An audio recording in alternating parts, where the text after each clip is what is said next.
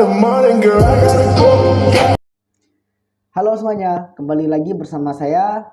Di video kali ini saya akan menjelaskan atau menjawab pertanyaan-pertanyaan yang telah diberikan oleh Bapak dosen kami, yaitu Bapak Adi Mursalin, yang dimana tugas ini untuk memenuhi ujian tengah semester. Sebelum itu saya akan memperkenalkan kembali nama saya.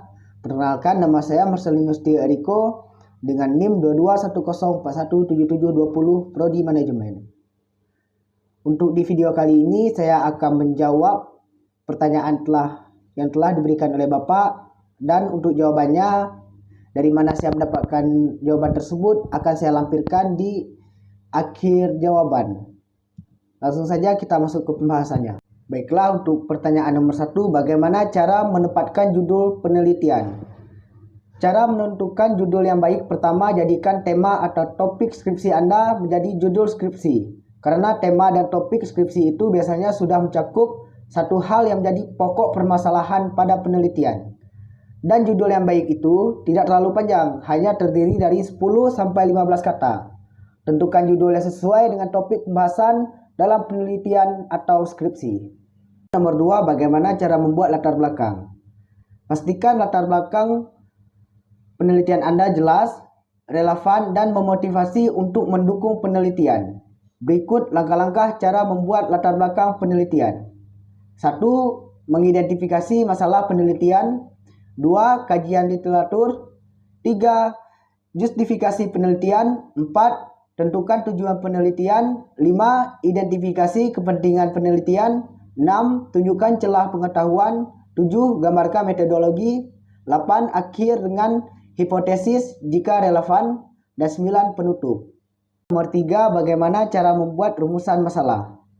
Yang pertama, tulis kalimat atau paragraf yang memperkenalkan masalah sebelum pembaca mencapai bagian masalah.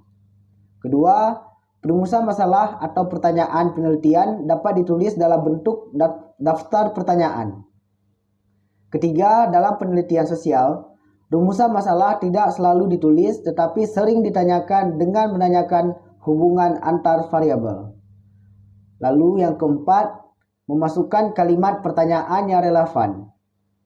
Lalu yang terakhir, selesaikan setiap pertanyaan dengan tanda tanya. Selanjutnya nomor 4, bagaimana cara membuat tujuan penelitian? Tujuan penelitian bisa dilihat dari rumusan masalah penelitian. Mencari kata operasional yang tepat untuk menjawab rumusan masalah yang ada. Cara membuat tujuan penelitian dengan kalimat aktif, misalnya menggunakan kata untuk memahami, untuk menemukan, untuk mengetahui, serta untuk menjelaskan dan untuk menguraikan, dan lain sebagainya. Sementara itu, dalam penelitian kuantitatif biasanya menggunakan kata-kata untuk memahami, untuk menemukan, untuk menjelaskan, dan untuk menguraikan. Dengan kalimat pasif, misalnya agar dapat diketahui, agar dapat dijelaskan, dan lainnya. Selanjutnya nomor 5, jenis-jenis manfaat penelitian. Jenis-jenis manfaat penelitian ini dibagi menjadi dua, yaitu manfaat teoritis dan manfaat praktis. Yang pertama, manfaat teoritis. Manfaat teoritis adalah manfaat penelitian dari aspek teoritis, yakni manfaat penelitian bagi pengembangan ilmu. Manfaat dari sisi ini untuk mengecek teori yang sudah ada, apakah memperkuat atau menggugurkan teori tersebut. Manfaat teoritis ini muncul berlatarkan ketidakpuasan atau keraguan terhadap teori yang sudah ada, sehingga dilakukan penyelidikan kembali secara empiris. Yang kedua, manfaat praktis atau aplikatif. Manfaat praktis atau aplikatif adalah manfaat penelitian dari aspek praktis atau aplikatif, yakni manfaat penelitian bagi bidang yang kita teliti. Manfaat praktis ini bisa berguna bagi banyak subjek, yaitu bagi peneliti, bagi lokasi peneliti, bagi para pengambil kebijakan terkait bidang yang kita teliti. Nomor 6, cara membuat tinjauan pustaka.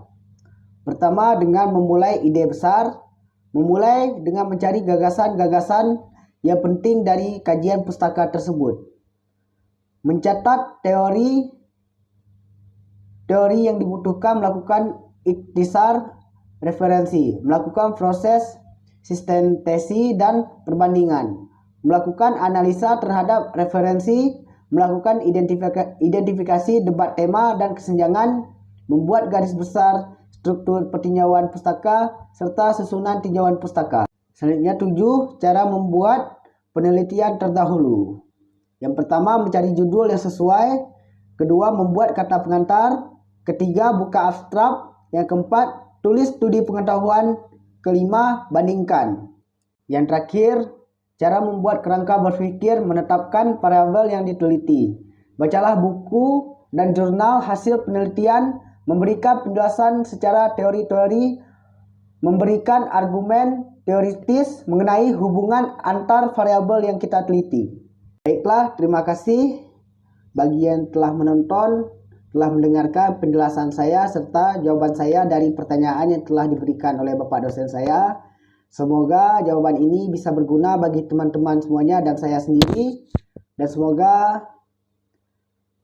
jawaban yang telah diberikan saya ini bisa berguna untuk teman-teman sekalian. Saya menjawab pertanyaan ini berdasarkan dari referensi yang saya dapatkan dari channel YouTube yang telah saya diberikan link di bawah jawaban tersebut. Terima kasih semuanya.